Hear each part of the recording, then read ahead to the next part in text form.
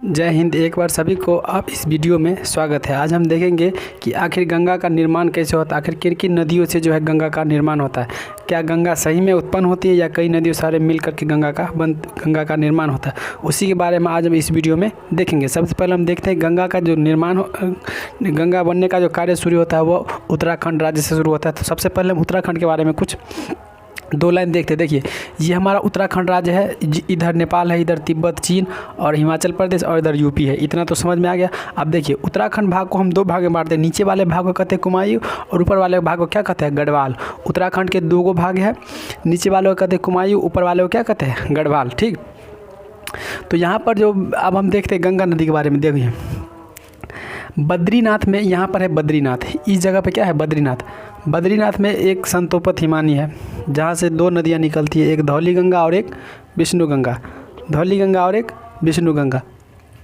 बद्रीनाथ संतोपत हिमानी से दो नदी निकलती है, एक विष्णु गंगा एक धौली गंगा।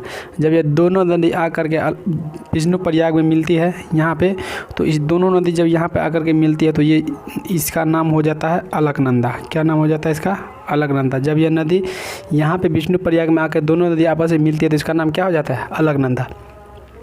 जब यह अलकनंदा नदी धीरे धीरे आगे बढ़ते नंद प्रयाग में, यहाँ पे एक जगह है नंद प्रयाग, यहाँ पे आकर एक और नदी मिल जाती है जिसको बोलते हैं नंदाकिनी। नंद प्रयाग में जब ये अलकनंदा आती है तो नंद प्रयाग में एक और नदी मिल जाती है जिसको क्या बोलते हैं, नंदाकिनी। अब नंदाकिनी यहाँ पे यह डिसाइड किया जाता है कि अब जो नदी आगे बढ़ेगी वो नंदाकिनी के नाम से बढ़ेगी या अलकनंदा के नाम से बढ़ेगी। तो यहाँ पर ध्यान यह रखा जाता है कि सबसे ज़्यादा गहरा कौन है। तो यहाँ पे सबसे ज़्यादा गहरा अलकनंदा है, इसीलिए यहाँ से जो आगे नदी जाएगी वो अलकनंदा के नाम से जाएगी, ना कि नंदाकिनी के नाम से। अगर यहाँ पे नंदाकिनी गहरी रहती तो अलकनंदा नाम ना होकर इसका नाम क्या हो जाता, नंदाकिनी। तो यहाँ पर जब ये अलकनंदा नदी आगे बढ़ती है तो कर्णप्रयाग में एक और नदी मिलती है, पिंडार नदी। कर्णप्रयाग में आकर के अलकनंदा में कौन नदी मिलती है, पिंडार नदी। अब यहाँ पर भी देखा जाता है कि पिंडार नदी में और अलकनंदा में गहरा कौन है, तो अलकनंदा गहरा है, इसीलिए यहाँ से भी आगे जो नदी निकलेगी वो अलकनंदा के नाम से ही निकलेगी। जब यह अलकनंदा आगे की ओर बढ़ती है तो रुद्रप्रयाग में एक और नदी आकर के मिलती है केदारनाथ से। केदारनाथ यहाँ पे है, यहाँ से एक और नदी आकर मिलती है जिसको बोलते हैं मंदाकिनी नदी। यह मंदाकिनी नदी जो है कहाँ पे मिलती है, रुद्रप्रयाग में।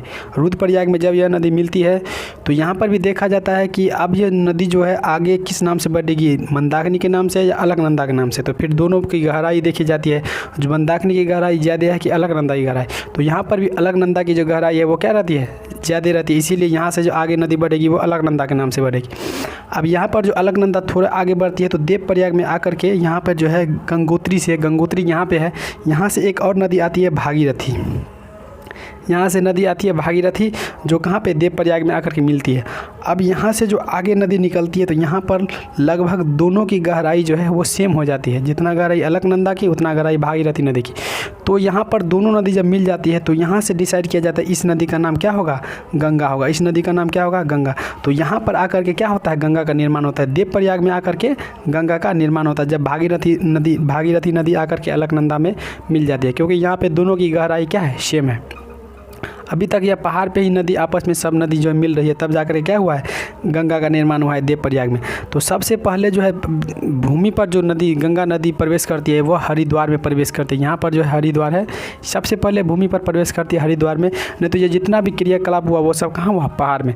तो आज हम देख लिए कि गंगा का निर्माण नहीं होता है, बल्कि गंगा का निर्माण कई नदियों मिल करके तब जाकर के क्या चीज़ का निर्माण करते हैं, गंगा का निर्माण करते हैं। अकेले गंगा कहीं से उत्पन्न नहीं होता, बल्कि कई सारे नदियों मिल करके पंचप्रयाग मिल करके क्या करते हैं, नदियों का निर्माण करते हैं। जिसमें एक पहला है विष्णु प्रयाग, दूसरा है नंद प्रयाग, तीसरा कर्ण प्रयाग, चौथा रुद्र प्रयाग और पांचवा देव प्रयाग। ये मिल करके तब किस चीज़ नदी का निर्माण करती है, गंगा नदी का निर्माण करती है।